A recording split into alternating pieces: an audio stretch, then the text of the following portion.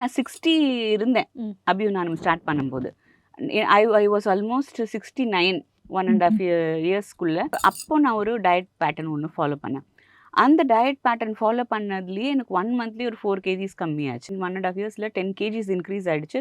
நெறைய hormone fluctuations வந்துருச்சு. Okay. எல்லாருமே நெனைக்கிறாங்க ஸ்ட்ரெஸ்ஸு அப்படிங்கிறது வந்து நமக்கு மென்டல் இஷ்யூ மட்டும் ம். தான் நமக்கு வந்து ஸ்ட்ரெஸ் அப்படின்னு. அப்படி கிடையாது. ஃபிசிக்கல் ஸ்ட்ரெஸ்ஸுமே ஒரு பெரிய ஸ்ட்ரெஸ் தான். ஏன்னா எனக்கு வந்து மென்டலி எனக்கு எந்த எந்த ஸ்ட்ரெஸ்ஸுமே எனக்கு ஃப்ரெண்ட்ஸோ, ஃபேமிலியோ, ஒர்க் சைட்லயோ எதுவுமே கிடையாது. ஸோ ஸோ அது மீறி எனக்கு இந்த மாரி ஹார்மோன் ஃப்ளக்சுவேஷன் வந்திருக்கு. இந்த ப்ராப்ளம்லாம் இஷ்யூஸ்லாம் ரைஸ் ஆயிருக்குன்னா, it is definitely out and out of food and lack of sleep. Exercise இது இல்லாம போனதுனாலேயே எனக்கு வந்து அவ்ளோ தூரம் ப்ராப்ளம் ஆயிருந்தது.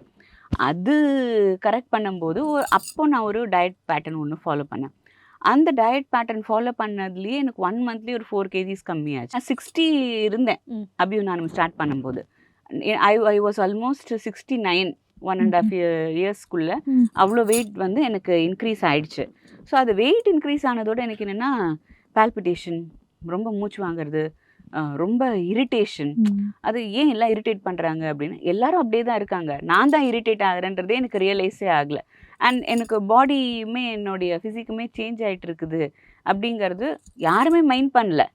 வீட்ல இருக்கிறவங்க அது பெருசா மைண்ட் பண்ணிக்கல. வொர்க்ல இருக்கிறவங்களும் அது பெருசா அது மைண்ட் பண்ணிக்கல. பட் நம்ம சஃபர் ஆயிட்டு இருக்கோம் அப்படிங்கிறது இதனால தான் ஆகுதுன்னு தெரியல. ம். அப்ப லக்கிலி என்னுடைய டாக்டர் ஒருத்தவங்க ஃபோன் பண்ணி சொன்னாங்க, "இல்ல உங்களுடைய பாடி ஃபார்மேஷன் சேஞ்ச் ஆயிருக்கு.